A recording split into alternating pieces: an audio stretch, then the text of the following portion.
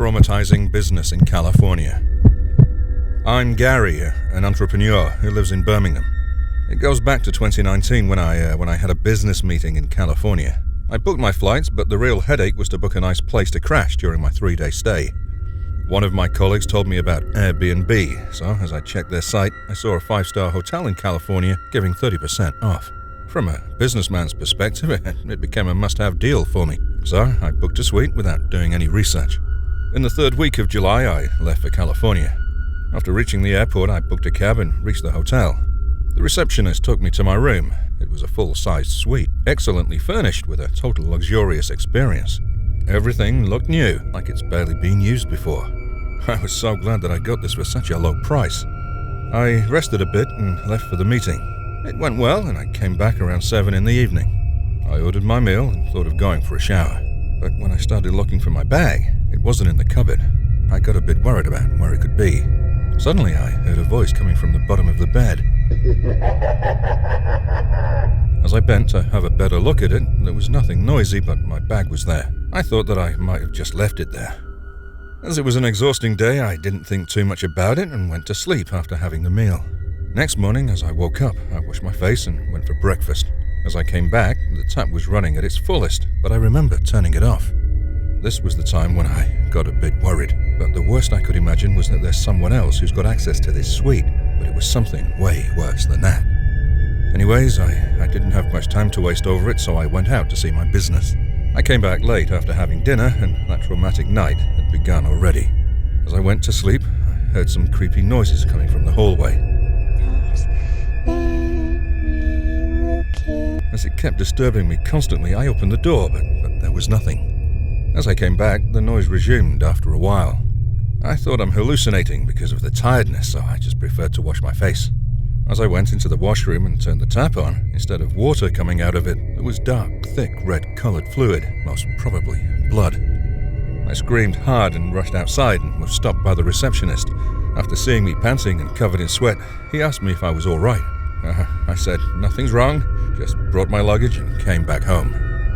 That incident cost me a great deal, but I'm glad that I made it out safely. The Cursed Honeymoon. I'm Brian, a 24-year-old dad of an infant, and this story goes back to 2021. As the pandemic ended, I married my girlfriend and we planned a honeymoon in the upcoming month, a trip to Indonesia. As we didn't know much about these kinds of trips, we booked it through Airbnb as they were offering great packages for couples. We left for it in November. The weather was too pleasing. We went straight to a hotel in Jakarta. It was a 17-day trip with 5 days in Jakarta, 4 days in Komodo, 2 islands, 3 in Bali, and the last 3 in Ubud. First 14 days were actually memorable, but the last 3 days in Ubud had something traumatic planned for us. As we reached there in the first week of December, we went to our destination, and first thing that we noticed that the place was way too great. We never expected anything this incredible at such a low price. This added to a lot to our excitement as our trip was about to end and we just wanted to get the most out of these. We went out, enjoyed, and returned late night and went to sleep in moments. As I woke up, first thing that I noticed was that my phone wasn't on the side table. I got panicked and asked my wife if she'd picked it up, and she said that she hadn't any idea either. As I tried to locate it by calling, I found it ringing in the cupboard overlooking it. I found it inside the suitcase that had been locked there for 2 days. We had no idea how it ended up in there. This kind of stuff kept happening and our things were constantly found at weird places. We even complained to the manager, but there were no rooms available, so we had to live with this. Once, even our meal disappeared from the table. We spent those 3 days somehow and headed back home with a traumatic experience. When I did some research, I got to know that the place is renowned for these kinds of experiences, and that's why they offered those huge discounts. Some people even had worse experiences there, and at that moment, I felt kinda lucky.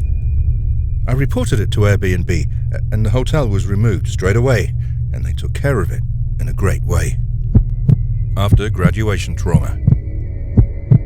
In 2021, I completed my graduation, and my dad gave me an opportunity to choose a trip for myself.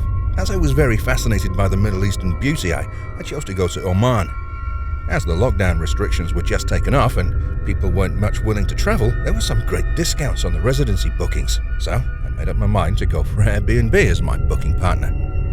The next week, I left for Oman, and it was a small 6-day trip with the first 4 days in Muscat and Salalah, then heading back after a 2-day stay in Nizwa. The first 4 days were too pleasing as I was sharing a room with other visitors, but I couldn't find residency for Nizwa, so I had to stay all alone there. It was the first time that I was living alone in an unfamiliar country, but I patted my back saying, "Hey, you're a grown-up man now. Don't worry." But I guess the worry was real because I was about to experience a lifelong trauma. The first day went well and I woke up early the next day. It was a hot day while the sun was being too furious. I left the bed and went for a bath. As I came back and sat on the couch for breakfast, I felt like something was moving under the blanket on the bed. I got worried and preferred to pick it up. As I lifted the blanket, there was a black-colored 2-meter-long snake laying on the bed I slept on all night. I don't know where it came from, but I was pretty sure that it had been in the room all night. As I screamed, the management came to the room and removed the snake. They apologized for the inconvenience and returned my money back. I left the airport immediately and waited nearly 8 hours there. Apparently, it came in during lockdown when the hotel was deserted and has been living in some sort of opening since then. I barely escaped death that day, and the trauma stays inside my head permanently. These were some traumas that are associated with Airbnb, but remember that it's just a platform that recommends you places and it's working for your benefit. These kinds of experiences happen rarely, and they're not the ones to be blamed. That's it for today. Hopefully you enjoyed it. If you've got similar kinds of stories, do share them with us. Make sure you like it and subscribe to the channel.